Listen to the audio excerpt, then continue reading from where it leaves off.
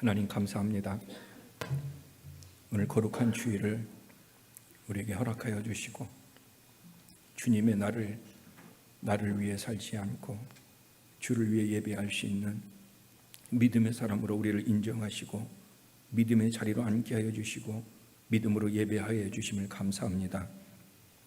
오늘 믿음으로 드리는 우리 예배자의 삶이 주님이 우리의 영혼을 부르시는 그 날까지 예배자의 삶을 사도록 성령의 능력과 성령의 기름 부으심으로 함께하여 주시옵소서. 지난 한 주간의 삶도 주의 말씀을 묵상하며 주의 성령의 인도하심을 따라 살도록 역사하여 주셔서 늘 우리의 삶이 예배의 삶으로 주님을 바라보게 하여 주셨사오니 또한 새로운 한 주간도 늘 주님 바라보며 주님과 동행하며 주의 영광을 위하여 살아갈 수 있는 믿음으로 성령의 능력으로 충만케 하여 주옵소서. 그러나 한 주간의 삶을 돌아볼 때 꼭 믿음으로 행하지 못하고 내 생각과 내 마음과 때로는 세상으로 말미암아 우리가 넘어졌던 모습을 기억하여 주 앞에 용서를 구하고 회개를 구하는 우리의 심령을 주님 받아 주시옵시고 주의 보혈의 공로로 우리의 죄를 씻어주사 우리의 영혼이 늘 깨끗하여 주님을 뵙기에 부족함이 없는 삶이 되도록 날마다 주의 보혈을 의지하고 주의 보혈로 용서함 받고 주의 보혈로 주 앞에 나가는 우리 모든 성도가 되도록 하나님 날마다 우리를 도와 주시옵소서. 한 집안에는 은그릇, 금그릇, 나무그릇, 질그릇 여러 그릇이 있지만 주인이 즐겨 쓰는 그릇은 속이 깨끗한 그릇이라 하였사오니 주님, 우리의 속사람, 우리의 영혼이 날마다 말씀과 기도로 깨끗하게 지어져서 오직 성령님만이 주인 되시고 오직 주의 말씀만을 이끌림을 받아서 우리의 삶은 시냇가들에 심은 나무와 같이 시제를 쫓아 열매를 맺는 그런 그리스도인의 삶을 살도록 날마다 성령의 능력으로 우리와 동행하여 주시옵소서. 오늘 이 아침에도 우리의 마음의 소원과 기도의 제목 또한 하나님을 향한 소원을 주심을 가지고 예배자로 나와 기도하고 예배하오니 오늘 우리의 입술의 모든 말과 마음에 묵상하는 모든 것을 받아 주시옵소서. 우리의 몸이 하나님 앞에 희생 제물이여 드려지는 영적 예배가 되도록 도와 주시옵소서. 그래서 우리가 입술을 열 때마다 찬양과 감사가 있게 하여 주시고 또한 우리가 선을 베풀며 또한 연약한 자를 바로잡아 주어서 우리가 합력하여 선을 이룰 수 있는 우리의 공동체가 되도록 하나님 도와 주옵소서. 하나님, 우리는 지금 코로나 바이러스로 말미암아 우리는 어둠의 시기를 지나가고 있습니다. 이 어둠의 시기가 어떤 이는 진짜 어둠의 삶이요 진짜 어떤 이는 고난 가운데 있지만 그러나 그런 환경 가운데 있다 할지라도 빛이시여 능력이여 생명 되신 예수 이름을 붙들고 어둠의 길이 아닌 빛의 길을 가며 고난의 길이 아닌 믿음의 길을 가는 성도들이 있습니다. 하나님, 그들의 발걸음을 붙들어 주시옵소서. 자로나 우러나 어떤 것으로든 아버지 하나님 해를 당하지 않도록 건강을 지켜 주시옵소서. 이런 환경 가운데서도 우리에게 영적인 삶은 움켜쥐지 아니하고 더 나아가 아버지 하나님 갈렙과 같이 그들은 우리의 밥이다 하며 두려워하지 말고 믿음으로 나아가는 귀한 우리 성도가 되도록 하나님 도와 주시옵소서. 아버지 하나님, 무엇보다도 이 시기는 은혜를 받을 만한 때여 구원을 받을 만한 날이므로 아버지 하나님 더 주님을 가까이 하게 하여 주시옵시고 또한 아직도 예수 그리스도를 모르는 우리의 가족 친지들에게 예수 그리스도를 증거하는 그런 구원의 때가 되도록 우리를 복음의 증거자로서 주시옵소서. 그래서 이 고난의 시기에 주님을 만나는 자가 있도록 하나님 역사하여 주옵소서. 우리의 입술을 사용하여 주옵소서. 우리에게 그리스도의 향기를 내게 하여 주시옵소서. 그래서 고난이 아니라 고난이 축복이 될 수 있는 우리 모든 새소망교회 성도들의 삶이 되도록 축복하여 주시옵소서. 아버지, 오늘 아버지의 말씀을 듣겠습니다. 성령님을 통하여 깨달음 주시고 그리고 깨달아지면 우리가 그 말씀을 듣고 순종하겠습니다. 오늘도 우리에게 믿음으로 역사하여 주시옵소서. 그래서 우리가 믿음의 열매를 맺어 성령의 열매를 통한 하나님께는 충성이요 사람에게는 사랑과 착함이 있게 하여 주시고 내 안에는 의와 희락과 평안이 넘치는 복된 삶으로 역사하여 주시옵소서. 예수님의 이름으로 기도드렸습니다. 아멘. 하나님 말씀 봅니다. 생명의 말씀은 출애굽기 1장 16절에서 21절입니다. 16절부터 21절 저와 여러분이 함께 합독하도록 하겠습니다. 이르되 너희는 히브리 여인을 위하여 해산을 도울 때에 그 자리를 살펴서 아들이거든 그를 죽이고 딸이거든 살려두라. 그러나 산파들이 하나님을 두려워하여 애굽 왕의 명령을 어기고 남자 아기들을 살린지라. 애굽 왕이 산파를 불러 그들에게 이르되 너희가 어찌하여 이같이 남자 아기들을 살렸느냐. 산파가 바로에게 대답하되 히브리 여인은 애굽 여인과 같지 아니하고 건장하여 산파가 그들에게 이르기 전에 해산하더이다 하매 하나님이 그 산파들에게 은혜를 베푸시니 그 백성은 번성하고 매우 강해지니라. 그 산파들은 하나님을 경외하였으므로 하나님이 그들의 집안을 흥왕하게 하신지라. 아멘. 저는 오늘 본문의 말씀을 가지고 믿음의 보상 6번째의 말씀을 함께 나누고자 합니다. 오늘 말씀은 우리가 잘 알고 있는 말씀 중에 하나입니다. 저는 오늘 말씀을 보면서 갈라디아서 1장 10절 말씀이 생각이 났습니다. 갈라디아 1장 10절의 말씀은 제가 하나님의 부르심을 받고 신학교에 입학을 했을 때 하나님께서 저에게 주신 레마의 말씀입니다. 즉 에피그노시스, 영적인 말씀으로 제 마음에 새겨진 말씀입니다. 그런데 오늘 본문 가운데 보면은 산파 2명이 나옵니다. 그의 이름을 성경에는 십부라하고 부하라는 이름이 있습니다. 그런데 십부라하고 부하도 이 갈라디아의 말씀이 있기 전에 그들이 이런 삶을 살았다라는 것을 발견할 수가 있습니다. 왜냐하면 십부라와 부하는 하나님을 두려워하는 마음, 즉 하나님을 경외하는 자가 되었다 얘기합니다. 그 하나님을 경외하는 자가 되어서 그는 어떻게 했습니까? 애굽 왕의 명령을 어기고 아기들을 살려 주었다라는 것입니다. 즉 출애굽기 1장 17절에 하나님을 두려워하였던 그들의 믿음이, 이 삶이 결국 그들의 인생을 바꾸어 놓았다라는 것입니다. 어떻게 바꾸어 놓았는가는 우리가 나중에 21절에서 그것을 발견할 수 있습니다. 즉 히브리의 산파 십부라와 부하는 그들의 마음속에 눈에 보이는 애굽 왕, 사람보다는 눈에 보이지 않는 하나님을 더 두려워했다라는 것입니다. 이것이 믿음인 것입니다. 그래서 믿음은 하나님을 경외하는 거예요. 하나님을 경외하는 삶을 살아가는 사람들은 그들은 어떻게 합니까? 하나님을 더 두려워하는 삶이 있다라는 것입니다. 그러면은 눈에 보이는 사람보다 눈에 보이지 않는 하나님을 신뢰하며 따르는 삶을 살았던 이 삶에 이 십부라와 이 부하에게 어떤 능력 때문에 그런 삶을 살았을 수 있었을까요? 그것은 그들에게 하나님을 두려워하는 하나님의 능력이 그들의 마음속에 있었기 때문에 그는 사람의 말을 두려워하지 않을 수가 있었다는 거예요.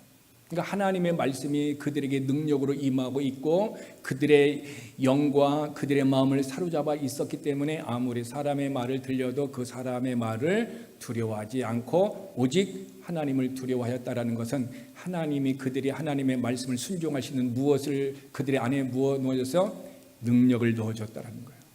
그래서 저와 여러분의 삶 가운데서도 우리가 하나님의 말씀의 능력이 우리 안에 거하게 되면 우리가 하나님을 두려워하게 되고 그것 때문에 사람의 말보다 하나님의 말을 더 두려워하는 그런 믿음으로 살 수 있도록 하나님께서 역사해 주시는 것입니다. 그러면 그것이 이 십부라와 부하에게만 있었느냐?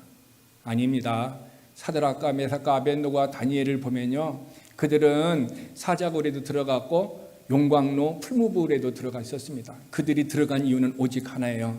사람의 말에 순종하지 않고 사람이 만든 우상에 경배하지 아니하고 오직 하나님만을 경배하고 하나님만을 섬기는 그런 믿음, 하나님을 경외하고 하나님을 믿음이 있을 때에 그들의 삶은 어떡합니까? 그런 불 속과 그런 사자굴에도 들어갔었습니다. 그러나 어린 나이에 그런 사람들이 어떻게 그렇게 고백할 수 있었을까요? 어린 나이에 어떻게 자기의 믿음을 그렇게 주장할 수 있었을까요? 그것은 믿음의 큰 담력의 주인공이 되시는 하나님께서 그들에게 믿음을 주셨고 하나님을 경외하는 그런 믿음의 역사가 그들 안에 있었기 때문에 그들은 어떻게 합니까? 불 속에도 들어갈 수 있는 힘이 있었고 사자굴에도 들어갈 수 있었으며 그들은 어떻게 합니까? 사람이 만든 신상에 절하지도 않고 사람을 두려워하지도 않았다라는 것입니다.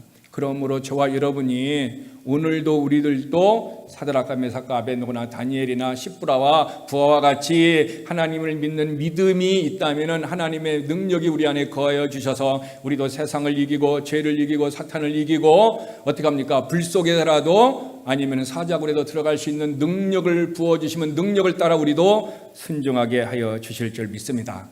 그런데 이 십부라와 부하가 그들의 삶을 보면은 성경이 그들에게 뭐냐면 지혜를 주셨다는 거예요. 지혜를 주셔서 그들이 어떻게 합니까?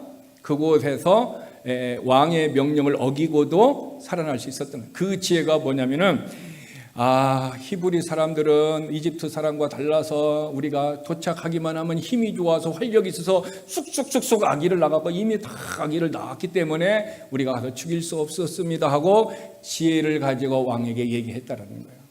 즉 하나님을 경외하며 믿음으로 살아가는 자에게는 죽음의 위기가 온다 할지라도 하나님이 지혜를 주셔서 우리를 어떻게 합니까? 살려주십니다. 지혜를 주셔서 우리가 어떤 고난과 환난 가운데서도 면하게 하여 주셔요. 그러므로 잠언 9장 10절 11절에 보면은 여호와를 경외하는 것이 지혜의 근본이다 얘기하고 있어요. 이 바로 십부라와 부하가 어떻게 했어요? 하나님을 경외하였기 때문에 하나님이 그들에게 지혜를 주셔서 그들이 어떻게 합니까? 바로 왕에게 지혜의 말로 우리가 도착하기 전에 쑥쑥쑥쑥 아기를 낳았다 얘기함으로 말미암아 그들에게 뭐가 됐어요? 생명을 구원할 수가 있었다는 거예요. 그러므로 지혜의 근본이 누굽니까? 여호와를 경외하는 거예요.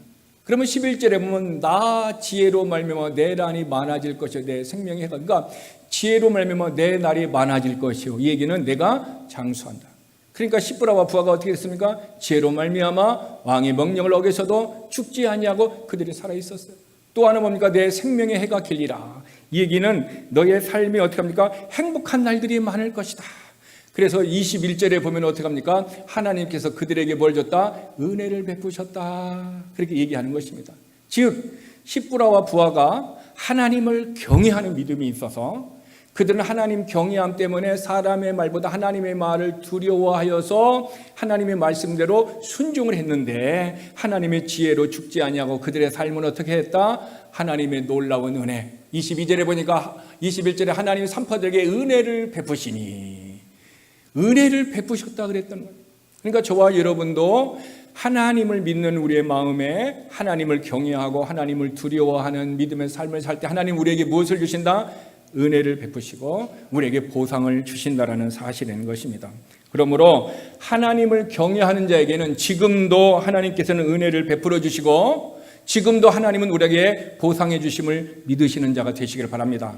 그러면 우리는 히브리 산파를 통해서 그들에게 주셨던 경외함을 통해서 오늘 우리에게 주시는 교훈이 무엇인가? 즉 하나님을 경외하는 사람들에게는 어떤 영적인 특성들이 있는가라는 것을 살펴볼 것입니다. 첫 번째로 하나님을 경외하는 자는요 사람보다 하나님을 더 기쁘게 합니다.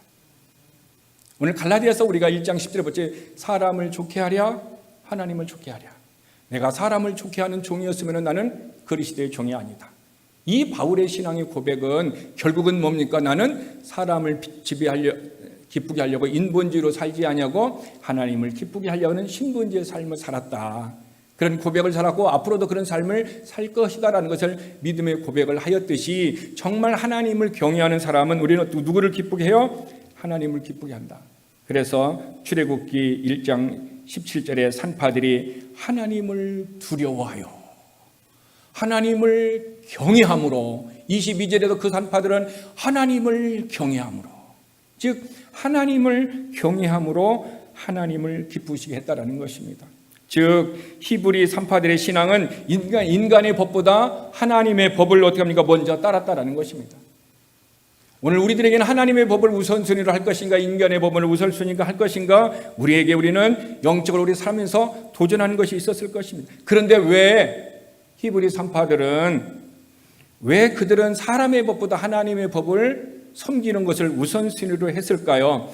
그것은 바로의 명령이, 사람의 말이 하나님의 법을 거스르는 것을 그들은 알았기 때문에 그래요. 아무리 세상의 법이 있다 할지라도, 왕의 법이 할지라도 이것이 어떻게 해요? 하나님의 법을 거스르는 것이라면은 우리는 그것을 어떻게 합니까? 순종하지 않고 하나님의 법을 우선하는 자가 된다라는 것을 우리에게 가르쳐주고 있다라는 것입니다. 그러므로 그들은 하나님의 법에 순종하기 위해 어떻게 했습니까? 그들의 생명을 걸고 그 일을 했다는 거예요.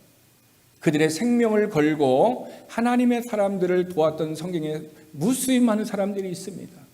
생명을 걸고 하나님의 말씀을 지키는 사람들, 성경이 무수히 많은 사드락과 메삭과 아벳느고, 다니엘, 때로는 환관장, 그는 이방인이었음에도 불구하고 어떻게 합니까? 다니엘과 세 친구들에게 음식 먹는 것을 왕의 명령을 어기고 그들에게 채소만 단백질을 먹을 수 있도록 배려했어요. 만약에 왕이 그것을 알면 그 환관장 어떻게 합니까? 살아남지 못할 수 있습니다. 그럼에도 불구하고 하나님이 그의 마음을 인도함으로 말미암아 그들의 왕이라 할지라도, 죽음을 준다 할지라도 그들의 마음을 무시하고 하나님 앞에 순종할 수 있었던 것은 그들이 하나님의 법을 거스를 수 없는 믿음의 역사가, 하나님의 은혜가 그들의 삶 가운데 있었기 때문인 것입니다. 우리가 한 예를 보면은 사도행전 4장 19절에 보면 베드로와 요한이 얘기했습니다. 베드로와 요한이 이렇게 얘기합니다. 하나님 앞에서 너의 말을 듣는 것이 하나님의 말씀을 듣는 것보다 옳은가 판단하라. 지금 베드로와 요한이 내가 사람의 말을 듣는 것이 옳으냐, 하나님의 말씀이 듣는 것이 옳으냐 하고 너희들이 판단하라, 이 얘기는 결국 그 얘기는 뭡니까? 나는 너희들의 사람의 말을 듣지 않고 누구의 말을 듣겠다? 하나님의 말씀을 듣겠다라는 거예요. 오늘 저와 여러분의 삶 가운데서도 우리는 내가 사람을 기쁘게 해야 하나님을 기쁘게 해라, 내가 사람의 말을 들으랴 하나님의 말을 들으랴 하며 이 기로에 있을 때에 우리는 히브리어 산파와 같이, 시브라와 부와 같이, 베드로와 요한과 같이 하나님의 말씀을 듣고 하나님의 말씀에 순종하는 이런 믿음의 사람이 되기를 바랍니다. 이런 믿음의 사람은 하나님의 능력이 그 안에 거하기 때문에 하나님의 능력으로 순종할 수 있는 힘이 있기 때문에 그것이 가능하므로 결국은 우리가 하나님을 믿는 믿음이 중요하다라는 사실인 것입니다. 바로 애굽왕 바로의 말보다 하나님의 말을 더 들여왔던 시브라와 부와, 이것은 그들에게 하나님을 경외하는, 보이지 아니하는 자기의 영혼의 그런 믿음, 하나님을 두려워하는 것이 자리 잡고 있었기 때문인 것입니다. 그러면은 히브리 산파들이 그렇게 생명을 담보로 해가지고 하나님의 말씀에 순종했던 동기가 하나님을 경외하는 마음이 있을 때 가능했다고 그랬잖아요. 그럼 그들에게 주신 하나님의 은혜가 무엇이냐? 출애굽기 1장 20절에서 21절의 말씀을 보면은 산파들은 하나님을 경외하였으므로 하나님이 그들의 집안을 흥왕하게 하신지라. 그 산파들이 하나님을 경외하여서 하나님의 명령을 쫓았더니, 하나님의 명령에 순종했더니 어떻게 됐어요? 집안이 흥왕하게 됐다는 거예요. 한 사람이 말씀에 순종함으로 그의 가문이 축복을 받는 거예요. 한 사람이 이렇게 소중합니다. 노아 한 사람이 믿음으로 살아서 믿음으로 하나님 앞에 섰더니 그의 가정을 구하게 되는 것입니다. 여러분, 한 사람이 얼마나 소중한지 성경은 우리에게 가르쳐주고 있습니다. 아담 한 사람이 죄를 지음으로 말미암아 모든 인류가 죄악 가운데 출생하고, 마지막 아담은 예수 그리스도가 십자가에 죽으심으로 말미암아 모든 인류가 죄를 용서받을 수 있는 기회가 되어 있습니다. 한 사람이 이렇게 소중하다는 것입니다. 그래서 예수님은 99명의 의인보다는 한 명의 불의한 자를 위하여 달려가시는 그 모습을, 잃어버린 한 마리의 양을 위하여 찾아갔던 모습을 통해서 우리에게 가르쳐 주십니다. 한 영혼을 주님은 얼마나 귀하게 여겼느냐? 구원받은 의인 99명보다 구원받지 못하고 방황하여 둘째 사망인 지옥에 가는 그들의 영혼을 구원하기 위하여 주님은 그들을 향하여 시간을 드리고 그들을 향하여 인생을 드렸다라는 것을 우리에게 본다면은, 주님도 한 영혼 한 양을 소중히 여겼다면 우리들도 내 한 영혼, 우리는 한 사람의 삶을 중요하게 생각하는 자가 되시기를 바랍니다. 그렇게 되면은 우리의 삶이 어떻게 합니까? 결국 나의 헌신으로 말미암아 우리 가정이 세워지고 우리의 가문이 세워지고 결국 아브라함의 한 사람의 믿음의 물음을 하며 그의 가문과 그의 후손들이 하늘의 별과 같이 바다의 모래와 같이 세워지신다는 하나님의 약속이 이루어진 것을 우리는 볼 수가 있습니다. 그러므로 하나님께서는요, 하나님을 두려워하는 사람, 하나님을 경외하는 사람 옆에는 항상 축복의 사람들을 옆에 붙여주신다는 것을 기억하십시오. 정말 내가 신실한 믿음으로 살면은 하나님께서 나 혼자 믿음으로 살지 않고 외롭지 않게 하려고 항상 나를 돕는 축복의 사람을 내 옆에 붙여주신다는 거예요. 그래서 사드락과 메삭과 아벳노고 다니엘에게도 환관장에게 은혜는 사드락과 메삭과 아벳노고 다니엘에게 줘야 되는데 그 은혜가 누구에게 갔어? 먼저 환관장에게 은혜를 입으니 그들이 예스해가지고 이들이 음식 먹는 부분에 대해서 자유로운 삶을 살 수 있었어요. 그들 옆에는 어떻게 합니까? 하나님의 위기 때에 환관장의 옆에를 붙여주었다라는 거예요. 오늘 저와 여러분의 삶에도 우리는 내가 신앙생활할 때 하나님이 반드시 내 옆에 믿음의 동역자를 신실한 사람을 붙여준다는 것을 기억하시고 하나님을 신뢰하시길 바랍니다. 그러므로 누가 하나님이 내 옆에 붙여준 사람인가? 다윗 옆에는 누구를 붙여주셨죠? 요나단을 붙여주셨어요. 그리고 요나단은 자기가 왕이 될 수 있는 찬스가 있음에도 불구하고 자기가 왕이 되는 것보다는 하나님의 뜻을 두려워함으로 다윗이 왕이 될 수 있도록 아버지는 그를 죽이려 하였으나 자식은 그를 살리려 했어요. 육신의 사람은 죽이려고 했으나 영의 사람은 살리려고 합니다. 그러므로 영과 육은 서로가 어떻게 되나? 원수가 된다. 그래 가정 안에서 어떻게 합니까? 원수가 될 수 있는 이유는 영적인 사람, 육적인 사람이 있을 경우에는 가정 안에서 원수가 된 것이죠. 주님이 내가 이 땅에 내려오는 것은 화평을 주러 온 것이 아니라 검을 주러 왔다. 그래서 가정에서 원수가 되는 일이 있다 하고 주님은 우리에게 가르쳐 주셨다라는 사실인 것입니다. 그러므로 우리는 내가 누구를 위해서 요나단과 같이 축복의 사람으로 붙여준 사람인가 내 모습을 봐야 돼요. 내가 누구를 위하여 내가 붙여준 사람인가, 또 나를 위해서 하나님이 붙여준 사람이 누군가. 서로 두 사람이 서로 붙여준 사람이 있을 수도 있습니다.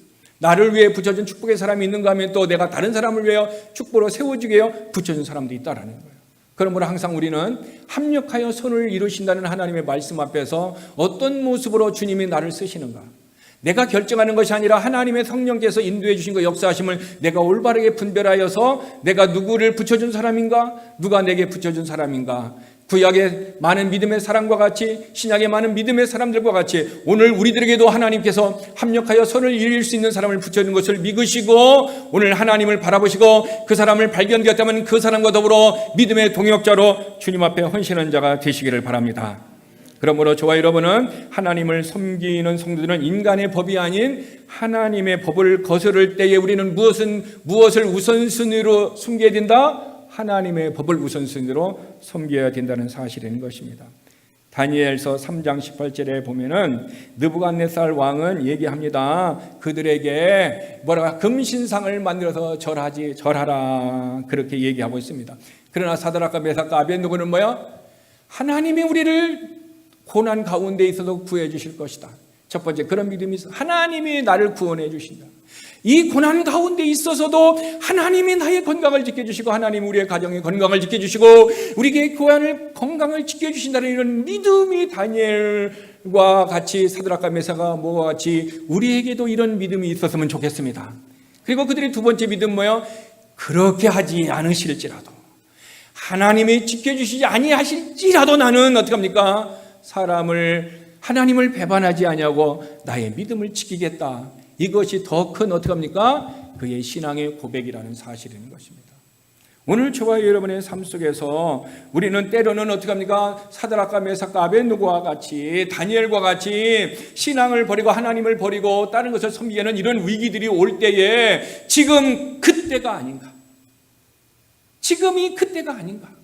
지금이 코로나로 말미암아 사람들을 두렵게 하는 이런 모습 속에서 여호수아와 갈렙과 같이 두려워하지 말라 코로나는 우리의 밥이다 하면서 그것을 두려워하지 않고 하나님을 신뢰하는 믿음의 모습으로 살 것인가, 아니면 그 코로나로 말미암아 내가 죽어서 나의 신앙을 포기하고 오직 그 두려움 속에 들어가고 두려움 밑에서 나의 모든 것을 포기하고 로뎀나무 밑에 있었던 엘리야와 같이 차라리 하나님 나를 죽여주시옵소서 하면서 자살 기도를 하면서 우울증에 빠져 있는 내 영적인 모습인가, 우리는 이 환경을 통해서 내 영적인 모습을 한번 돌아볼 필요가 있다는 사실인 것입니다. 여러분, 하나님은 반드시 우리 옆에 믿음의 사람도 붙여주십니다. 그런데 사드락과 메삭과 아벳노가 그렇게 하지 아니하실지라도 우리는 금심상에 절하지 아니할 줄 없어서 하고 담대하게 누구에게? 왕에게 얘기하고 있어요. 왕의 명령을 어기면 죽는데 그들은 죽음을 두려워하지 않았다는 거예요. 그 힘이 누구에게서 왔어요? 십브라와 부하와 같이 하나님을 경외하는 능력, 그 믿음이 그 어린 소년들에게 있었다는 거예요.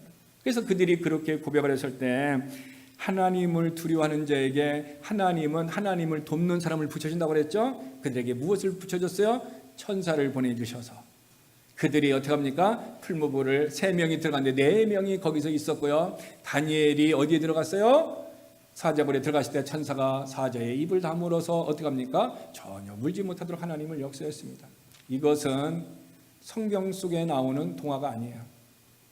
이것은 성경 속에 나오는 어떤 사람의 얘기가 아니에요. 이것은 하나님의 믿음과 하나님의 능력으로 하나님의 은혜를 경험한 믿음의 사람들의 신앙의 고백을 믿으시길 바랍니다.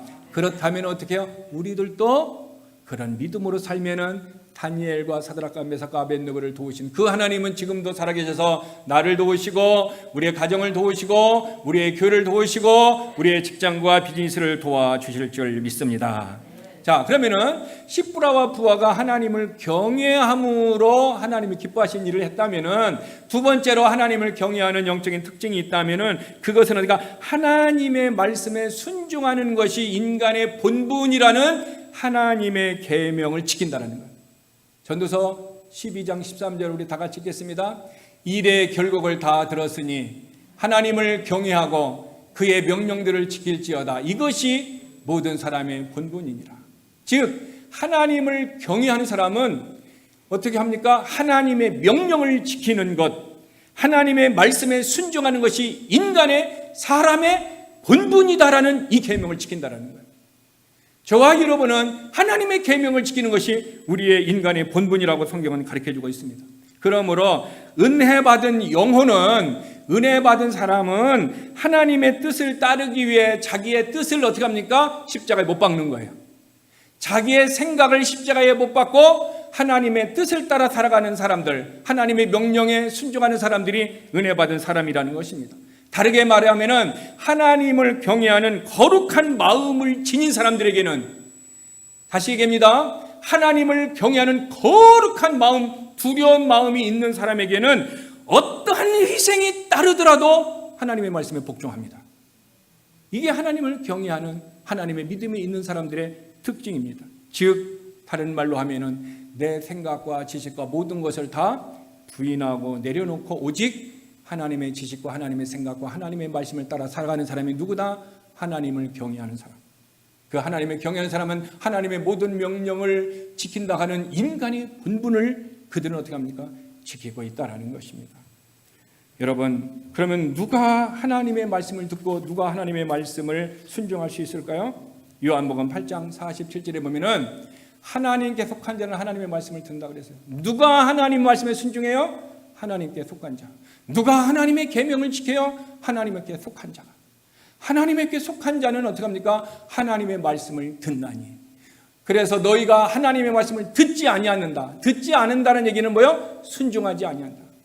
구약 성경에서는 너희가 하나님의 말씀을 들으라 들으라 이 얘기는 무엇과 똑같아요? 듣는 것으로 끝나는 것이 아니라 그 말씀을 행하는 것을 포함하고 있습니다. 듣는 것으로 멈추지 않고 행하는 것을 얘기하고 있어. 너희가 하나님의 말씀을 듣지 아니하면, 하나님의 말씀을 듣고 순종하지 아니하면 하나님께 속하지 아니하였다. 이 얘기는 신약적으로 얘기하면 너희는 거듭나지 않았다. 너희는 하나님의 자녀가 아니다. 너희는 본어게인 크리스찬이 아니다 라고 말하는 것과 똑같다는 거예요. 그러면 우리는 내가 하나님 앞에 속해 있는가, 사탄에 속해 있는가, 내가 하나님 앞에 속해 있는가, 속해지 않는가, 무엇을 통해 알 수 있습니까? 하나님의 말씀을 듣고 순종하느냐, 순종하지 않느냐. 내가 하나님의 말씀을 순종하여 열매를 맺느냐, 하나님의 말씀을 듣지도 않고 순종하지 아니해도 안 해서 하나님의 말씀을 주셨음에도 불구하고 내가 그들을 반역하고 불순종하는 삶을 살아가느냐, 우리는 거기에 내가 속하였느냐 안 속하였느냐나 우리 자신의 모습을 알 수 있다는 것입니다. 하나님의 말씀을요 소중히 여겼던 한 사람을 저는 소개하고 싶습니다. 시편 132편 4절에서 5절을 보면요, 하나님의 말씀을 얼마나 소중히 여겼는가. 그 사람은 이렇게 얘기합니다. 내 눈으로 잠들게 하지 아니하며 내 눈꺼풀로 졸게 하지 아니하고 여호와의 저소 곧 야곱의 전능자의 성막, 하나님의 성막 안에 법궤가 있고 법궤 안에 있는 하나님의 말씀을 오기까지 나는 어떻게요? 잠도 자지도 아니하고 눈꺼풀로 졸지도 않게 하겠다. 누구였습니까? 다윗의 신앙의 고백이에요. 다윗이 왕이 되고 난 다음에 얼마나 하나님의 말씀을, 하나님의 빼앗겼던 그 법궤 성막을 가져오기를 소원했냐면, 그것이 내게 올 때까지 나는 잠도 안 자겠다, 눈꺼풀로 졸지도 않겠다, 그 신앙의 고백을 하나님 앞에 했다는 것. 얼마나 하나님의 말씀을 사모했으면, 얼마나 하나님의 말씀을 그가 소중히 여겼으면 그 하나님의 말씀이 올 때까지 잠도 안 자고 침상에 들어가지도 아니하고 눈꺼풀로 졸지하지도 않겠다, 이렇게 고백을 했다는 것입니다. 그래서 하나님께서는요, 이런 다윗의 마음, 이런 신앙, 이렇게 하나님을 경외하는 마음을 가진 것을 보고 하나님은 그들에게 축복을 약속했어요. 그 축복의 약속이요, 시편 132편 11절의 말씀이에요. 시편 132편 11절의 말씀이에요. 거기에 보면 뭐라고 얘기했냐면, 하나님은 다윗에게 그의 후손 중 하나를 그의 보좌에 앉히겠다. 네가 이런 마음과 이런 믿음을 가지서 너의 후손 중에 하나를 누구의 보좌? 그의 보좌에 앉히겠다. 이것을 통해서 육신적으로는 어떻게 합니까? 다윗의 자녀들이 어떻게 합니까? 계속해서 왕의 자리를 앉고 마지막에 영적으로 다윗의 후손에서 누가 나와요? 우리의 영원한 왕 예수 그리스도가 나온다라는 하나님의 축복을 주셨다는 거예요. 여러분, 그래서 다윗은 성경에 있는 모든 사람들 중에서 그 일생이 마지막까지 어떻게 합니까? 유일하게 장수하며 부유와 존귀한 생애를 살았다라고 역대상 29장 28절에 얘기하고 있어요. 우리 다 같이 한번 읽겠습니다. 그가 나이 많아 늙도록 부하고 존귀를 누리다가 주름에 그의 아들 솔로몬이 대신하여 왕이 되었다.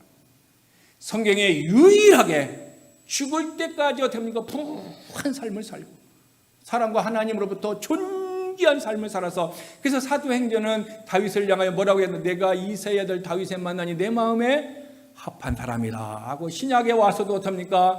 다윗의 신앙과 그것을 어떻게 하면 기록해 놓아서 하나님이 그를 존귀한 자가 되게 하셨다는 거예요. 다윗의 무엇 때문에? 하나님을 경외함으로 하나님의 말씀대로 살고 하나님의 말씀대로 백성들을 가르치고 싶어하는 그 중심, 그 경외함이 하나님이 그로 말미암아 그런 모습으로 쓰셨다라는 것을 우리는 성경에서 볼 수 있습니다. 여러분, 하나님을 경외하는 자는요, 그래서 사람을 모범을 삼지도 않고 성경의 지시를 따른다는 거예요. 요새 사람들은요, 롤 모델을 찾습니다. 그러나 진짜 하나님을 경외하는 사람은 롤 모델을 보다는 뭡니까? 성경의 지시를 따른다는 거예요.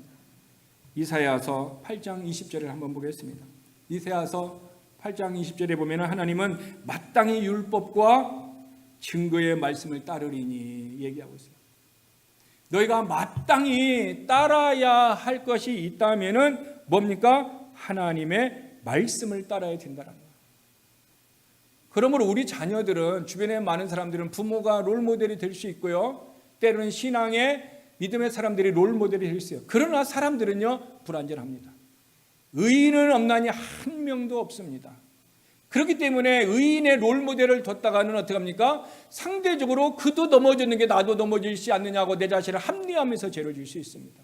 그러나 하나님을 경외하는 사람은 사람을 모범으로 따르지 아니하고 하나님의 말씀을 모범으로 따른다라는 것입니다. 왜 우리가 하나님의 지시를, 하나님의 말씀을 모범으로 따라야 될까요? 디모데후서 3장 16절에 보니까 모든 성경은 하나님의 감동을 얻은 것으로 교훈과 책망과 바르게 함과 의로 교육하기 유익하다 그랬습니다.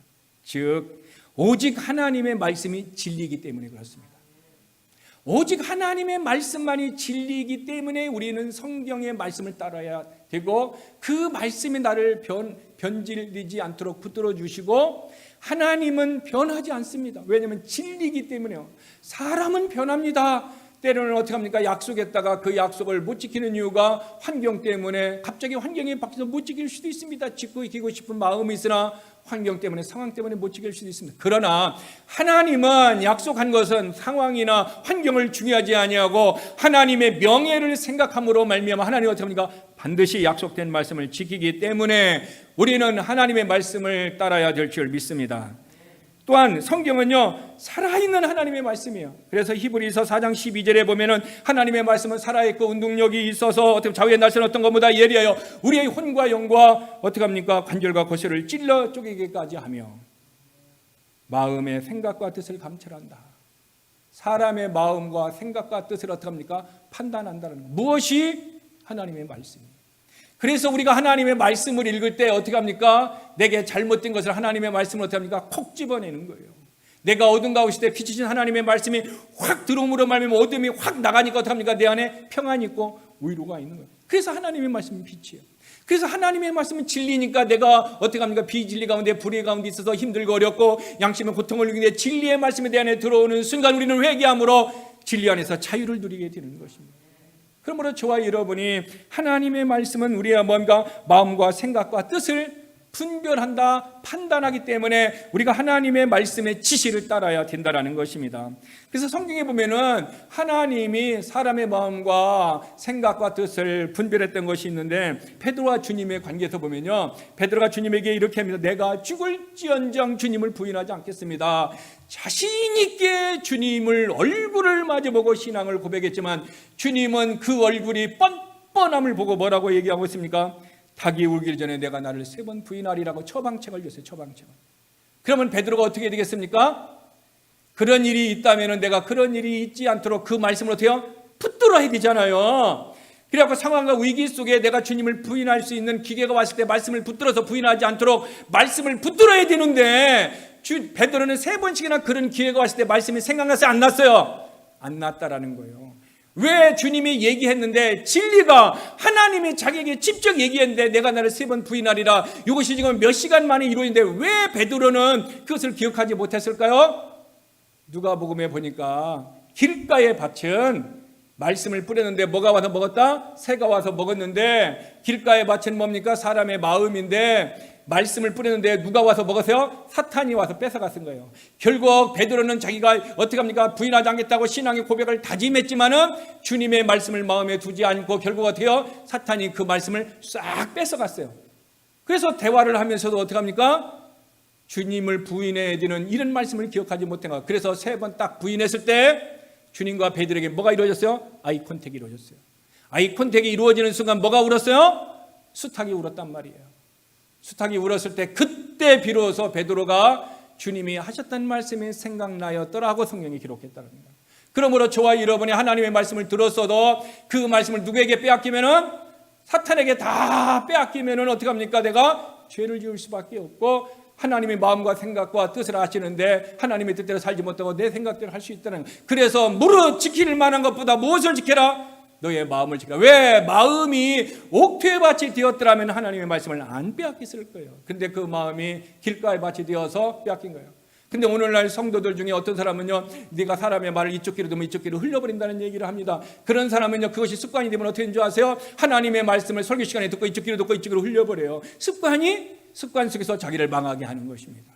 그러므로 저와 여러분들은 삶과 듣는 것을 조심해야 돼요. 왜 듣는 것을 조심해야 되느냐? 하나님의 말씀을 들으면 뭐가 생겨요? 하나님의 능력이 생기지만은 아담과 같이 누구의 말을 들어요? 하와를 통해서 사탄의 말을 들으면 결국 뭐예요? 선악과를 먹음으로 말하면 자기 인생이 파멸되고 자기 인생의 모든 축복을 잃어버리는 거예요. 그래서 그는 행복한 가정이 힘들었고 옷을 만들어야 했고 그는 평생 일을 해야만 됐고 에덴 동산을 쫓겨나가서 어떻게 합니까? 그들은 고통 가운데 살 수밖에 없는 이유가 뭐예요? 하나님의 음성을 듣고 그 말씀으로 마음을 지켜야 되는데 하나님의 먹지 말라는 하나님의 말씀을 지키지 못하고 무슨 얘기를 들었어요? 사탄이 하와에게 한 얘기를 듣고 선악과를 먹음을 통해서 그는 간접적으로 사탄의 음성을 들었어요. 이분은 하와는요 하나님의 말씀의 대변자가 아니라 사탄의 말을 대변하는 자가 있어요. 오늘날에도 많은 성도들이 이브와 같이 사탄의 음성을 듣고 아담을 타락시켰던 하와와 같이 사람을 타락시키는 부분이 있을 수 있다라는 영적인 것들을 우리는 창세기를 통해서 배울 수 있다라는 것입니다. 그러므로 저와 여러분의 삶과 듣는 것을 조심해야 합니다. 하나님의 말씀만 들어도 우리는 어떻게 합니까? 그 말씀이 믿음이 되어서 나를 지키고 살기에 힘들고 어려운 세상에 살고 있어요. 그러므로 우리는 내가 누구를 만나야 돼요? 내게 영적인 말을 해주고 하나님의 영적인 교제를 하시는 사람을 만나야 되는데 자꾸 나를 타락시키고 세상 가운데 끌어가게 하고 하와와 같이 사람을 망하게 하는 그런 사람을 주로 만나고 그런 사람에게 쾌락을 누리고 그런 사람과 모임을 많이 하니까 나도 어떻게 합니까? 향수집에 갖다 놓으면 향수의 냄새가 나도 경건의 모양이 있는 게 아니라 세상의 죄의 모양들이 내 안에 있음으로 말미암아 죄는 어떤 모양이라도 버리라고 했는데 죄의 모양을 내가 취하였고 죄의 모양이 내 마음에 품고 있음으로 말미암아 우리는 아담과 같이 넘어지고 하와와 같이 다른 사람도 무너뜨릴 수 있는 모습이 되는 것입니다. 그러므로 저와 여러분의 마음과 생각과 뜻을 하나님을 아신다는 것을 기억하시길 바랍니다. 그래서 주님은 유다에게 이렇게 얘기하고 있습니다. 유다야, 나는 많은 제도가 너희들 중에 나를 팔자가 있다. 너희들 중에 사탄이 한 명 있다. 주님은 어떻게 합니까? 유다에게 회개할 수 있는 기회를 주었습니다. 근데 유다는 어떻게 합니까? 끝내 그는 회개하지 않았습니다. 그는 끝내 어떻게 했습니까? 예수님을 팔고 자기 자신이 사탄에게 넘어간 걸 알고 어떻게 합니까? 자기 자신의 생명을 자기가 끊어버렸습니다. 자기 자신을 죽이는 자기 자신의 살인자가 되어버리고 말았다는 것입니다. 여러분, 이것이 베드로와 또한 유다 얘기일까요? 누가복음 16장 15절에 보면요, 예수님께서는요 바리새인들에게 이렇게 얘기합니다. 뭐라고 해요? 너희는 사람 앞에서 스스로 옳다 하는 자들이나 너의 마음을 하나님께서 아시나니. 지금 예수님이 바리새인들에게 얘기합니다. 너희의 마음을 누가 아신다? 하나님이 아신다라는 거예요. 그럼 바리새인들의 마음만 하나님은 아실까요? 전능의 하나님은 바리새인들의 마음도 알고 저와 여러분들의 마음도 아십니다.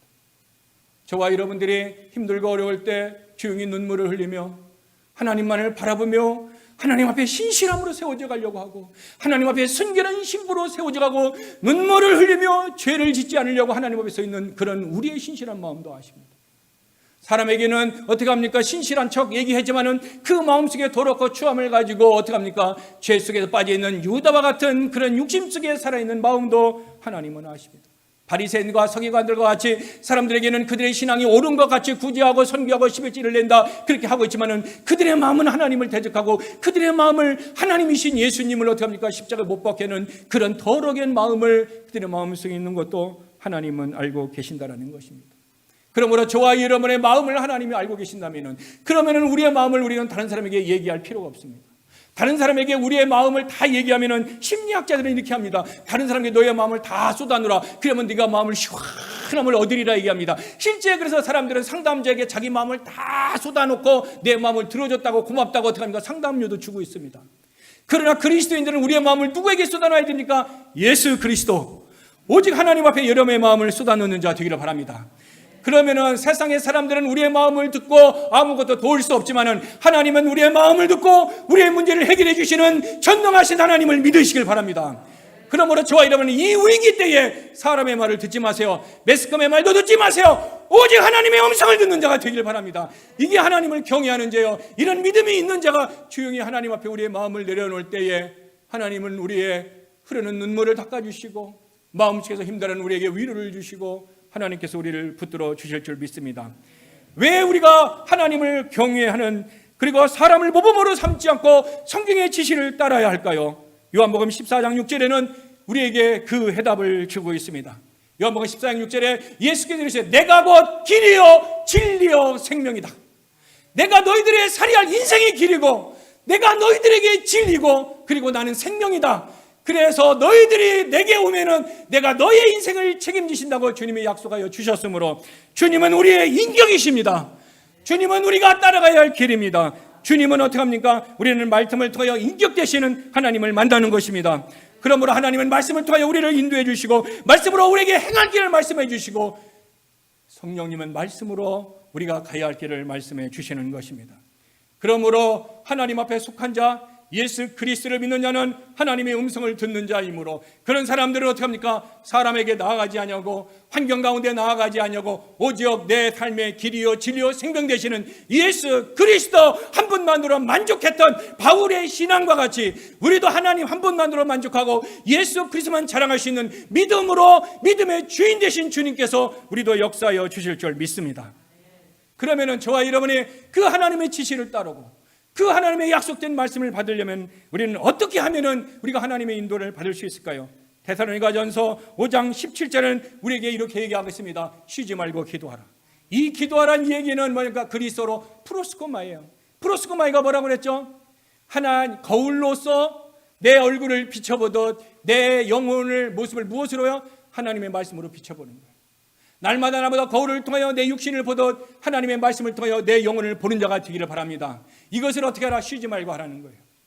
이것은 내 마음의 소원을 드리라는 것이 아닙니다. 이것은 다른 사람을 위하여 기도하라는 것이 아닙니다. 이것은 뭐예요? 내 영혼을 보라는 거예요. 그리고 내 영혼이 지금 말씀에 비추어서 좌르나 우르나 치우쳤나 안 치우쳤나 확인해 보라는 거예요. 치우쳤으면 어떻게 합니까?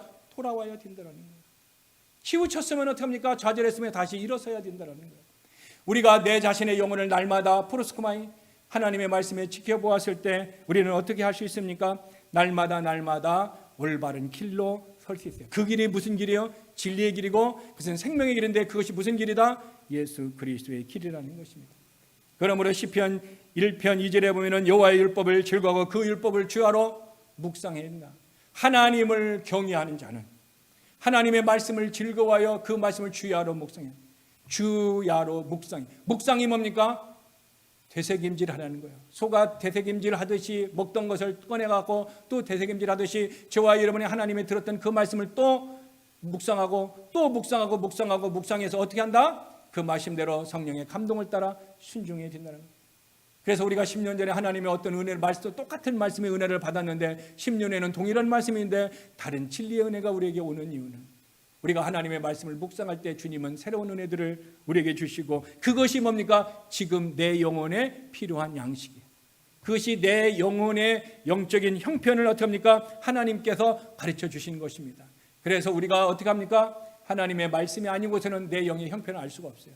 하나님의 말씀이 아닌 곳에는 내가 진리 안에 있는가 어둠 안에 있는가 내 모습을 볼 수가 없습니다. 그러므로 우리는 부지런히 하나님의 말씀으로 묵상함으로 말미암아 하나님의 능력이 내게 임하여서 내가 순종할 수 있는 그런 성령님의 능력을 소유한 자가 되기를 바랍니다. 또 하나 에베소서 4장 13절에 보면요 믿음과 아는 것이 하나가 되라 얘기하고 있어요. 즉 하나님의 말씀을 믿음과 즉 하나님의 말씀을 믿는 것과 아는 것이 뭐가 된다? 하나가 돼. 유니티, 연합이 되어야 된다는 거예요. 이 얘기는 내가 하나님을 영적으로 체험을 통해서 깨달아진 말씀은 곧 뭐다? 믿음이다라는 거예요. 즉 우리가 그 믿음을 갖기 위해서는 우리가 하나님의 말씀을 배워야 되는데 어떤 사람은 배우는 순간 영적인 체험을 통해서 믿음이 되는 사람이 있어요. 근데 어떤 사람은 그런 경험을 먼저 했는데 하나님의 말씀을 몰랐는데 나중에 하나님의 말씀을 이것이 이거였구나 하는 것을 알아서 이것이 믿음인 것을 아는 사람도 있습니다. 또 어떤 사람은 하나님의 말씀을 어떻게 합니까? 먼저 깨달음, 언더스탠딩이 있었는데 이것이 성령의 역사로 말미암아 체험적으로 하나님의 말씀을 아는 영적인 아는 지식, 이 에피그노시스가 될 수도 있다라는 거예요. 방법은 여러 가지가 있지만 중요한 것은 내가 그 알미, 영적인 지식이 뭐가 된다? 믿음이 된다라는 거예요. 그래서 그 믿음으로 말미암아 결국 우리는 어떻게 합니까? 순종하는 삶을 된다라는 것입니다. 마지막으로 하나님을 경외하는 자는 있잖아요. 하나님께서 허락하시는 위치에서 경건함을 나타냅니다. 하나님이 허락하신 우리의 삶이 있어요. 내가 살아갈 수 있는 하나님 내게 허락해 주신 가정, 허락해 주신 직장, 허락해 주신 교회의 직분, 허락해 주신 놀라운 것들이 있다라는 거예요. 그곳에서 어떻게 한다? 경건함을 나타낸다는 거예요. 경건함을 나타냈던 한 요셉의 모습을 통해서 요셉이 그 자기 자신이 허락하신 위치에서 어떻게 그가 경건함을 나타냈는가를 보겠습니다. 창세기 42장 18절에서 19절에 보면은 요셉이 그들에게 이르되 나는 하나님을 경외하노니. 요셉 스스로가 지금 그들이 누구예요? 형제들이에요. 그 형제들이 누구예요? 이제 아버지가 돌아가시고 이제 과거에 자기를 어떻게 해요? 팔았기 때문에 지금 동생 요셉의 나귀를 죽일 수 있을 거라고 벌벌벌 떨고 있는 그들에게 지금 요셉이 얘기하는데 뭐라고 하냐면은 먼저 형들에게 자기 자신을 소개해요. 무슨 소개해요? 신앙의 고백을 해요. 나는 하나님을 경외하는 사람이다. 나는 하나님을 두려워하는 사람이다. 이거 하나님을 두려워하는 것이 하루아침에 생긴 것이 아니에요. 과거에 있었기 때문에 지금도 있기 때문에 그들에게 얘기했는데 너희는 이같이 하여 생명을 보존하라. 이같이 하라 하면서 방법을 제시해 주는데 그 방법을 통해서 너희가 어떻게 해라? 생명을 보존하는 거예요. 즉 요셉은 하나님을 경외하는 자였기 때문에 자기가 자기 형제들을 어떻게 죽일 수 있는 권한이 있어요? 없어요? 권세가 있음에도 불구하고 활용하지 않았어요. 죽이지 않았어요. 그 얘기는 하나님을 경외하는 자는 자기가 어떤 권세와 능력이 있어도 이것을 죄를 짓는 일에, 자기 욕심을 일에 함부로 사용하지 않습니다. 하나님을 경외하는 자는 자기 주신 권세와 능력을 오직 하나님의 영광을 위해서 사용합니다. 그런데 이 권세와 능력인데 내가 너희들의 생명을 보존하는 방법이 이같이 하라. 그것이 뭐냐? 너의 형제 중 한 사람이 여기 있어라. 그리고 너희들이 다시 너희 아버지가 있는 곳에 가서 이 양식을 줄 테니 먹고 다음에 올 때는 너의 막내 동생을 데리고 와라. 그러면 너희 말이 진실인 줄 알겠다. 이렇게 약속을 합니다. 그래서 그들 중에 유다가 남고 형제들이 다 가게 됩니다. 여러분, 하나님을 경외하는 사람은 자기가 있는 환경에서 경건의 모습을 나타내는데 바로 요셉은 어떻게 했어요? 형제들에게 관용을 베풀었어요. 형제들에게 어떻게 했어요? 생명을 죽일 수 있는 권세가 있었는데 그 권세를 휘두르지 않았어요. 정치를 보세요. 정권이 바뀌면 어떻게 합니까? 전에 있는 사람을 사정없이 칼을 휘둘러 가지고 어떻게 합니까? 정치가 혼란해 오는 것이 오늘 내일의 역사가 아니에요. 인류 역사, 수천 년의 역사 속에 계속 왔어요. 그래서 가인이 아벨을 죽이고 난 다음에 그는 벌벌벌벌 떨었어요. 왜? 누군가가 나를 죽일 것이다라는 벌벌벌벌 떨었다는 거예요. 누군가가 나를 죽일 것이다라는 거죠. 여러분, 오늘 저와 여러분의 하나님을 경외하는 자는요, 하나님이 우리에게 주시는 그 위치에서 하나님의 경건을 나타낸다. 근데 먼저 요셉은요, 주인과 간수장에게 그가 어떤 하나님을 경외하는 것을 통해서 무엇을 나타냈냐면 그들에게 신실함을 나타냈어요. 충성을 나타냈어요. 요셉이 어떻게 합니까? 자기를 사서 주인이 있었습니다. 그 주인의 집에서 그가 열심히 일했더니 하나님이 그와 함께 하심으로 말미암아 어떻게 합니까? 형통한 자가 되어서 그 주인이 요셉에게 어떻게 합니까? 모든 것을 맡겼더라 얘기하고 있어요. 주인만 그런 것이 아니에요. 창세기 39장 2절에 22절에 보니까 간수장이 옥중 채소를 다 누구에게 맡겼어요? 요셉에게 맡겼어요. 모든 행정 업무를요, 요셉이 다 처리했어요. 왜 그랬을까요? 요셉이 하나님과 함께 하심으로 그의 삶이 형통한 것을 누가 봤어요? 주인도 보았고 간수장도 보았어요. 이 얘기는 요셉의 삶을 신실한 모습을 인정했다는 거예요. 인정했기 때문에 모든 것을 맡겼다는 얘기는 바로 요셉이 어떤 삶을 살았어요? 하나님을 경외하는 자이기 때문에 자기의 주인들에게 어떻게 합니까? 충성하는 삶, 신실한 삶을 나타냈다는 거예요. 오늘 저와 여러분이 하나님을 경외하는 믿음이 있다면 우리는 우리의 직장에서 어떻게 해야 됩니까? 요셉과 같이 신실함으로 일해야 됩니다. 사람에게 보이려고 일을 하는 것이 아니라 주인이 있던 없던 내 상사가 있던 없던 오직 하나님을 바라보고 하나님이 함께하는 신실한 믿음으로 살아가는 자가 누구다? 하나님을 경외하는 자가 바로 하나님의 경건함을 나타내는. 그럴 때에 하나님께서는 어떻게 합니까? 그 주인과 간수장을 통해서 요셉을 신뢰하게 하시고 하나님의 어떻게 합니까? 함께 하심으로 말미암아 형통함을 볼 수 있도록 하나님의 역사해 주시는 것입니다. 오늘 저와 여러분이 정말 하나님을 경외한다면 우리가 어느 곳에서 있든지 신실함으로 하나님을 앞에 서 있는 자가 되기를 바랍니다. 그래서 교회에서 일을 할 때도 어떻게 합니까? 사람이 볼 때는 사람에게 보이려고 열심히 하고 그 사람이 가면 어떻게 합니까? 앉아서 대충 하나님의 일도 대충 그런 다음에 교회 직장에 가서도 어떻게 합니까? 주인이 없고 상사가 없으면 어떻게 합니까? 일을 대충 할 수 있는 것에 이것은 하나님을 경외하는 사람이 아니에요. 하나님을 경외한 사람은 하나님 허락하신 그곳에서 경건의 능력을 나타내게 되는 것입니다. 또한 창세기 39장 9절에 보면요, 바로 요셉은 보디발의 아내 앞에서도 무엇을 나타냈습니까? 순결의 모습, 자신의 경건함을 나타냈어요. 그래 요셉의 그 보디발의 아내가 계속해서 미혹할 때 뭐라고 얘기했습니까? 어찌 이 큰 악을 행하여 하나님께 죄를 지으려. 지금 사람을 보는 게 아니에요. 사람이 나에게 죄를 지려고 한다는 것을 본 것이 아니에요. 요셉은 무엇을 봤어요? 하나님을 봤다는 거예요. 경건한 사람은요, 사람을 보지 않습니다. 누구를 봐요? 하나님을 바라봐요. 하나님을 경외하는 사람은 사람을 보고 죄를 졌다, 너 때문에 죄를 졌다 이런 얘기를 하지 않아요. 누구야? 하나님 앞에 내가 죄를 졌다 얘기하는 거예요. 누구에게 핑계를 대지 않습니다. 즉 경건한 사람은 요셉은 어떻게 했습니까? 보디발의 아내 앞에 자기의 경건함, 순결함을 통해서 자기 자신을 드러냈다는 거예요. 오늘 저와 여러분의 삶 속에서 우리는 내가 경건함이 타락되어지고 내가 하나님을 경외함이 무너지고 내가 죄악권에 넘어갔을 때는 우리는 수없이 많은 사람이 넘어질 수 있습니다. 그러나 하나님을 경외하는 그 믿음이 있을 때 우리는 어떻게 합니까? 사람 앞에 나의 경건함이 이 여인 앞에서 순결함을 나타냈던 요셉과 같이 우리도 어떡합니까? 사람을 두려워하지 않고 사람에게 보이려고 하지 않고 사람에게 나타내려고 하지 않고 사람을 인식하지 아니하고 누구를 인식해요? 하나님을 인식하고 하나님을 바라보는 것입니다. 이것이 경건한 사람이에요.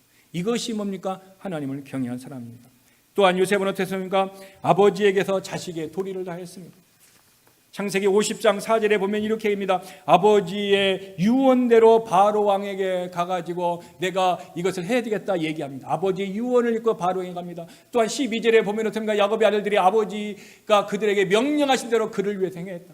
요셉은 철저하게 아버지의 유언을 들었고 아버지의 명령을 받아서 바로 왕에게 허락을 얻어서 그 일을 순종했다는 얘기는 결국 요셉은 어떻게 합니까? 아버지의 말씀에 죽어서도 순종한 자예요. 살아 있을 때만 순종하는 것이 아니라 죽어서도 아버지의 말씀에 순종하는 자가 되었다라는 것입니다. 그러므로 저와 여러분의 삶 속에는 정말로 우리는 내게 하나님을 경외하는 마음이 있다면 우리는 내게 삶의 현장에서 경건함을 드러내는 그 삶을 살도록 하나님이 도우실 뿐만 아니라 그 하나님을 인식하는 믿음의 모습이 있다는 거예요.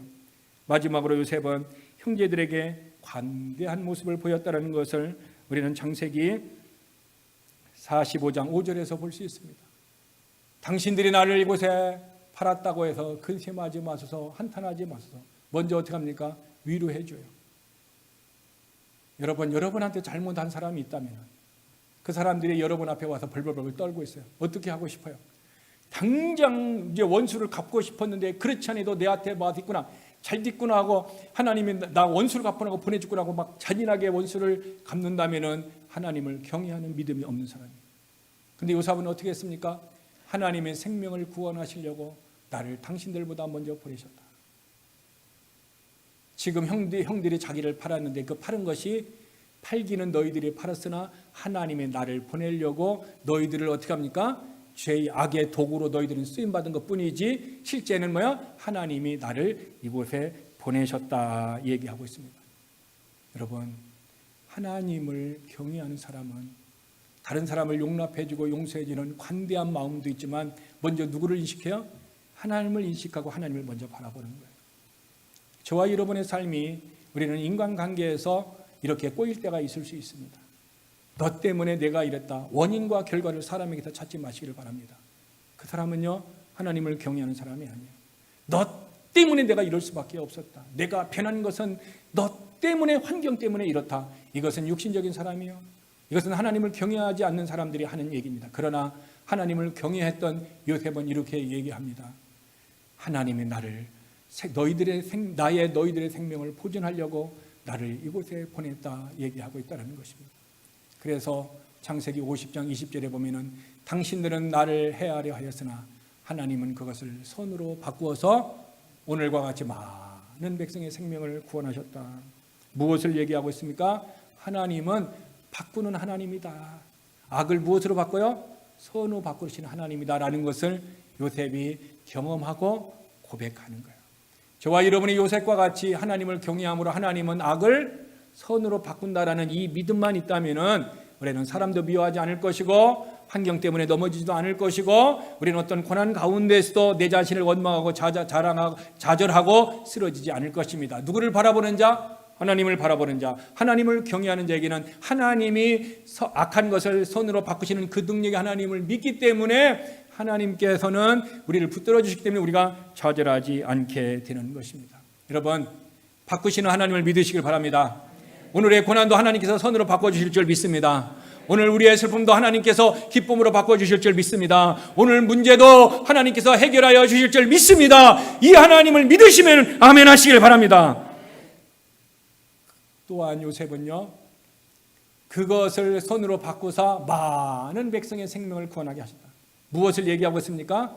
하나님의 역사는 나도 구원하고 우리의 가족들도 구원하고 많은 백성, 우리의 민족도 구원하게 하셨다라는 거예요. 즉 요셉은 무엇의 통로로 쓰임받았어요? 축복의 통로로 쓰임받았다라는 거예요. 하나님을 경외하는 자는 축복의 통로로 쓰임받아서 나도 축복을 받고 우리의 가족도 가문도 복을 받고 우리의 다른 사람도 복게 하는 복의 근원으로 하나님이 쓰시는 사람, 믿음의 복으로 믿음의 근원으로 쓰이신 아브라함과 같이 오늘도 저와 여러분이 하나님을 경외하고 그 믿음으로 사는 자에게 하나님은 우리를 축복의 통로로 쓰임받을 줄 믿습니다. 하나님을 경외하는 자에게, 하나님을 두려워하고 하나님을 인식하며 하나님을 바라보며 사람보다도 하나님을 우선적으로 생각하는 사람들에게, 하나님을 우선적으로 생각하는 사람들에게 하나님은 우리를 어떻게 합니까? 이런 축복의 통로로 쓰임받는 사실입니다. 또 하나 이런 축복의 통로가 오기까지 우리에게는 무엇이 올 수 있을까요? 우리에게는 많은 믿음의 시련들이 있습니다. 오늘 우리에게 어떤 믿음의 시련들이 있습니다. 그러므로 이 믿음의 시련들이 있을 때 우리는 어떻게 할까요? 인내해야 합니다. 그 인내는 뭔가 소망을 바라본 거예요. 하나님이 이를 회복시킬 것이다. 하나님이 역사하시는 그 하나님을 절대로 믿는 사람은 이것을 믿음의 시련이라 하는 거예요. 이 믿음의 시련을 잊는 자는 소망이 있기 때문에 오늘을 인내할 수 있어요. 오늘 인내하는 자에게 하나님은 어떻게 합니까? 우리에게 놀라운 은혜를 주시는데, 근데 그 인내는 뭐라고 했습니까? 성경에 보면 성령의 열매라고 했어요.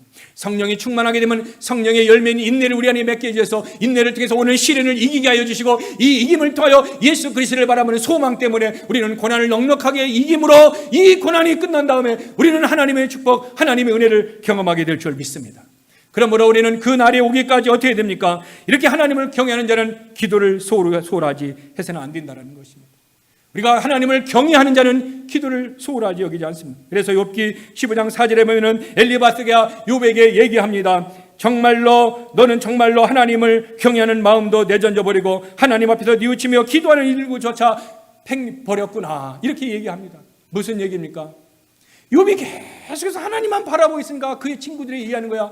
너는 하나님의 일도 그만두고 또 너 기도하는 것도 그치고 얘기하는 거예요. 그러나 욥의 마음속에는 뭐야? 끝까지 하나님을 경외하고 뭐 했습니까? 기도했다라는 거예요. 무엇을 얘기하는가? 하나님을 경외하지 않는 사람은 기도하지 않는 거예요. 하나님을 경외하는 사람은 뭡니까? 기도하는 삶을 산다는 거예요. 오늘 우리 환경을 탓하지 맙시다. 오늘 상황을 탓하지 맙시다. 이 환경과 상황을 다스리시는 하나님을 경외함으로, 그 하나님을 믿음으로 기도하는 자가 되기를 바랍니다. 경외하는 자는 기도합니다. 기도한 자는 하나님을 경외함으로 그 문제를 해결하여 주실 줄 믿습니다. 그러므로 노아가 하나님을 경외함으로 그 환난과 고난 가운데서 그는 80년 동안에 하나님의 복음을 전파하며 그 먹고 사는 일뿐만 아니라 방주를 지음으로 통하여 마지막 날 하나님의 심판이 그날 구원을 얻었던, 오늘 저와 여러분의 삶 속에 주님은 약속하셨습니다. 다시 심판이 있는데 불의 심판이 있다. 그 불의 심판이 있기 전에는 환난 날이 있다. 그 환난 날이 오기 전에 저와 여러분이 하나님을 경외함, 하나님의 두려움을 배우고 노아와 같이 오직 하나님만 바라보고, 요셉과 같이 오직 하나님만 바라보고, 십부라와 부하와 같이 오직 하나님을 경외함으로 하나님을 기쁘게 하고, 사람을 롤모델로 보지 말고 하나님의 말씀을 롤모델로 보아서 오늘도 승리하고, 이 승리의 모습을 마지막 날 주 앞에 섰을 때 우리가 서로 쉐어링하고 우리가 서로 간증할 수 있는 그날을 기대하며 오늘 소망을 가지고 살아가는 저와 여러분 우리 모두가 되기를 주님의 이름으로 축원합니다. 기도하겠습니다. 하나님, 요셉의 신앙이 하나님을 경외함으로 어디서든지 누구에게든지 경건의 삶을 살았습니다. 그래서 그는 고백하기를 하나님은 악을 선으로 바꾸시는 능력의 하나님을 경험하고 그의 형제들에게 신앙의 고백을 했습니다. 뿐만 아니라 요셉이 하나님을 경외함으로 말미암아 그는 자신의 축복과 자기의 가문의 축복과 민족의 축복의 통로로 쓰임 받았습니다. 하나님, 우리가 하나님을 경외하고 하나님을 두려워하는 신앙 때문에 우리 가문이 회복되는 축복의 믿음의 주인공이 되게 하여 주옵소서. 우리 교회가 영적인 하나님의 놀라운 축복과 은혜 가운데 서기에 부족함이 없도록 오늘 우리에게 하나님을 경외하는 두려워하는 믿음을 주셔서 교회에 우리가 축복의 통로로 써 주시옵소서. 그런 축복의 통로로 쓰임받는 요셉과 또한 십부라와 부하와 아브라함과 같은 사람과 같이 믿음의 시련들이 있을 때 믿음의 시련들을 인내함으로 소망 가운데 주님 안에서 승리하여 승리의 면류관을 쓰는 그날까지 우리는 기도를 소홀하지 않고 기도를 통해서 나를 지키고 믿음을 지키고 신앙을 지켜서 하나님과 사람 앞에 존귀함을 얻을 수 있는 하나님을 경외하는 자, 하나님을 두려움으로 하나님의 경건함으로 삶을 살았던 우리 모든 새소망교회 교인이 되도록 축복하여 주시옵소서. 예수님의 이름으로 기도드렸습니다. 아멘.